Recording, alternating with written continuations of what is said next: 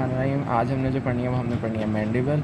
Mandible जो है हमारे पास फेस की सबसे लार्जेस्ट और सबसे स्ट्रॉन्गेस्ट बोन होती है मैंडिबल, ठीक है। अब वो बताइए किस आर्ट से बनती है? फर्स्ट फेरेंजियल आर्ट से बनती है। इसको हम जॉ बोन भी कह देते हैं क्योंकि ये लोअर जॉ बनाती है, ठीक है। अगर हम देखें तो ये हॉर्स शू शेप्ड होती है, ठीक है। और इसके अलावा इसके यहाँ पे दो आपको रेमाए नज़र आ रहे होते हैं।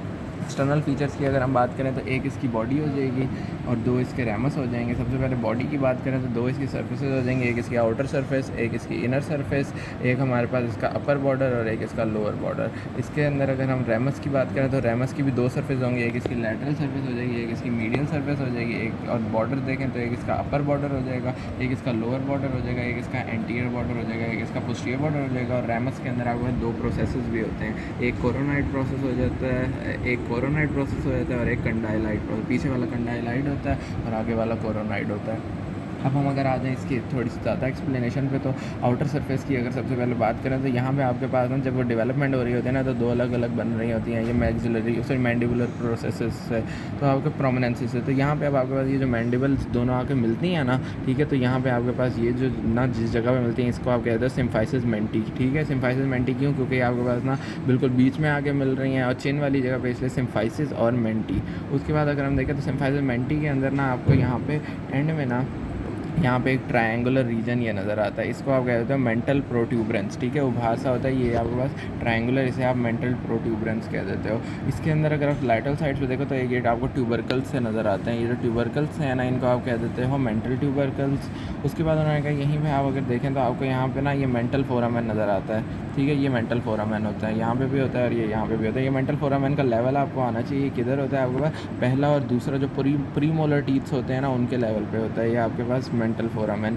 उसके बाद उन्होंने कहा यहाँ पे आपके पास एक आपको ऑब्लीक लाइन नज़र आएगी, ये ऑब्लीक लाइन यहाँ से स्टार्ट हो रही है और ये आपके पास सारी की सारी यहाँ से आपके पास पूरी की पूरी ये ना ऑब्लीक लाइन आ रही है, ठीक हो गया। अब इस ऑब्लीक लाइन के आपको ना थोड़ी सी ना वो अटैचमेंट्स आनी चाहिए। इस ऑब्लीक लाइन के अगर हम इधर ये ऑब्लीक लाइन यहाँ से लेके यहाँ तक सारी की सारी आ रही है। अगर हम इस ऑब्लीक लाइन के इधर देखें ना तो आपको पता है नीचे यहाँ पे आपके पास वो जो डिप्रेसर्स होते हैं जो लिप्स को ना और माउथ को डिप्रेस करते वही होंगे ना। तो जो आपके पास यहाँ पे लिप को करना है उसने आपके पास डिप्रेसर लेबा है इन्फीरियोरिस, और जिसने एंगल ऑफ द माउथ के साथ जाके लगना है वो डिप्रेसर एंगुला ऑरिस हो जाएगा। तो वो दोनों यहाँ पे इसके साथ अटैच हो जाएंगे ऑब्लीक लाइन के। और ऑब्लीक लाइन के ऊपर आपके पास आपको पता है यहाँ पे चीक पे बक्सीनेटर मसल होता है, उस बक्सीनेटर मसल ने आना है यहाँ पे आपके पास इधर वाली जगह पे आके ये सारी जगह पे यहाँ पे लग जाना है। तो ये इसके ऊपर बक्सीनेटर की भी अटैचमेंट होगी। इसके नीचे वाला रीजन जो है ना यही वो रीजन है जहाँ से आपका फेशियल आर्टरी, फेशियल वेन और फेशियल नर्व जो होती है ना उसकी जो ना मार्जिनल मैंडिबुलर ब्रांच होती है वो इसी ऑब्लीक लाइन के नीचे से गुजर रही होती है। इसके अलावा अगर हम देखें तो आपके पास ये वाले पास ना आपके पास आपको पता है कि ना यहाँ पे ये क्या होता है, ये इंसाइज़र होता है ना। तो इंसाइज़र के नीचे आपके पास क्या होगा? इंसिसिव फोसा हो जाएगा।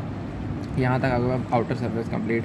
इनर सरफेस की अगर हम बात करें तो इनर सरफेस के अंदर क्या होगा? आपको सबसे पहले आपको एक लाइन नज़र आएगी जिसको आप कह देंगे माइलोहायोइड लाइन, ठीक हो गया। ये माइलोहायोइड लाइन हो जाएगी। अब यहाँ पे माइलोहायोइड लाइन का क्या काम होगा कि इसके ऊपर आपको यहाँ पे तो माइलोहायोइड मसल लगा हुआ होगा और पीछे की तरफ आपके पास superior constrictor of the pharynx लगा हुआ होगा। और ये जो आपके पास ना माइलोहायोइड और सुपीरियर कंस्ट्रिक्टर है ना ये दोनों मिला के ना आपके पास दोनों से ना आपके पास क्या होता है? एक रेफी निकलती होती है जिसको आप कह टेरिगो मैंडिबुलर रेफी जो टेरिगोइड प्रोसेस तक जाती है, ठीक है। तो वो आपके पास ना मैंडिबल से स्टार्ट होकर टेरिगोइड प्रोसेस है, इससे उसे हम टेरिगो मैंडिबुलर रेफी कह देते होते हैं, ठीक है। ये सुपीरियर कंस्ट्रिक्टर जो है ये इधर से आपके पास पीछे की तरफ यहाँ तक जा रहा होता है और आगे की तरफ बक्सीनेटर जो है वो उसके आगे से वहाँ तक आ रहा होता है। उसके बाद अगर हम देखें तो उन्होंने कहा ये जो आपके पास है ना माइलोहायोइड लाइन इसके ऊपर अगर देखें तो आपको नज़र जो आएगा वो होगा सबलिंगुअल फोसा और इसके नीचे जो होगा वो आपके पास हो जाएगा सब मैंडिबुलर फोसा, ठीक है। इसके ऊपर अगर हम देख रहे हैं सबलिंगुअल फोसा और जहाँ पे सबलिंगुअल ग्लैंड होगा और यहाँ पे जो सब मैंडिबुलर ये वाली जगह ये सब मैंडिबुलर फोसा होगा जिधर आपको पता है कि सब मैंडिबुलर ग्लैंड हो जाएगा। उसके बाद की अगर हम बात करें तो उन्होंने बीच में आपको ना ये चार नए जीनियल ट्यूबरकल्स नज़र आते हैं, ठीक है। 1 2 3 4 जो ऊपर वाले दोनों होते हैं ना सुपीरियर जीनियल ट्यूबरकल्स उनसे निकलता है जीनियोग्लॉसस जिसने इनसे स्टार्ट होकर टंग तक जाना है जीनियोग्लॉसस। और जो नीचे वाले दो हैं ना उनसे जो निकलना है उन्होंने जाके हायोइड बोन पे लगना है तो उनको कह देंगे जीनियोहायोइड। उसके बाद उन्होंने कहा कि अब और इसके अलावा क्या होगा आपके पास यहाँ पे ना एक यहाँ पे माइलोहायोइड ग्रूव भी होता है इसके अलावा, ठीक है। वो माइलोहायोइड ग्रूव किधर होगा? तो ये माइलोहायोइड लाइन थी ना तो इस माइलोहायोइड लाइन के पीछे आपके पास ये वाला जो जगह हो जाएगी ना यहाँ पे डिप्रेशन ये जो आपको नज़र आ रहा है ये आपका माइलोहायोइड ग्रूव हो जाएगा। ये वाली जगह जो थी वो तो थी सब मैंडिबुलर फोसा, और ये जो आपका ग्रूव आपको नज़र आ रहा है ना, इस ग्रूव को हम कह देते हैं ये माइलोहायोइड ग्रूव। ठीक हो गया, ये माइलोहायोइड ग्रूव। अब हम देखें कि अपर बॉर्डर क्या कर रहा है, तो अपर बॉर्डर जो है वो आपके पास टीथ के सॉकेट्स हैं उसके अंदर, तो वो आपका इसको आप एल्वियोलर बॉर्डर भी कह दोगे। उसके अलावा आप देखो अगर आप लोअर बॉर्डर की बात करो तो वो आपके पास बेस बना रहा है, और इस बेस से ही आपके पास क्या होता है, आपके पास ना आ रहा होता है प्लेटिज्मा मसल। ठीक हो गया, प्लेटिज्मा मसल यहाँ से स्टार्ट होगा, और इसके अलावा फिर वो नीचे की तरफ आपके पास आता जाएगा, तो वहाँ ये हो जाएगा। इसके अलावा उन्होंने कहा है यहाँ पे अगर हम पीछे की तरफ देखें ना, तो ये आपको जगह जो नज़र आ रही है ना, ये आपके पास क्या है, ये आपके पास है डाइगैस्ट्रिक फोसा। ठीक हो गया, डाइगैस्ट्रिक फोसा, इधर से आपके पास anterior belly of the digastric ने ओरिजिनेट करना है।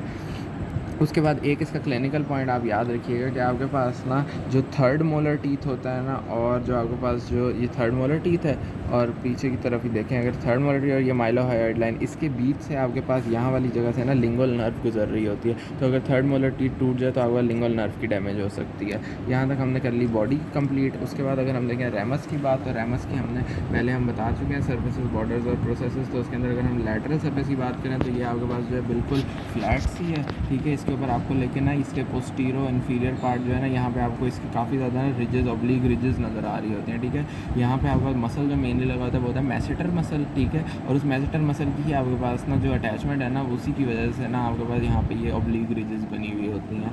उसके बाद ये हमारे पास ये और लेटरल सरफेस होगी। इसके बाद अगर हम इसकी देखें मीडियल सरफेस, तो ये आपका इसकी मीडियल सरफेस। तो इस मीडियल सरफेस पे आपको क्या मिलेगा, यहाँ पे आपके पास जो मसल आके जुड़ेगा वो आपके पास क्या हो जाएगा, यहाँ पे सारी पोस्टीरियर इन्फीरियर जगह पे मीडियल टेरिगॉइड मसल हो जाएगा वो। ठीक है, और वो ये यहाँ पे भी आपको वो ऑब्लिक रिजेस वगैरह मिल रही हैं। ठीक होगा, इसके अंदर ये जो फोरामेन आपको नज़र आ रहा है ना, ये आपके पास होता है मैंडिबुलर फोरामेन। ये मैंडिबुलर फोरामेन क्या करता है, अंदर एक पूरी कनाल बनाता है, और उसको आप कह देते हो मैंडिबुलर कनाल।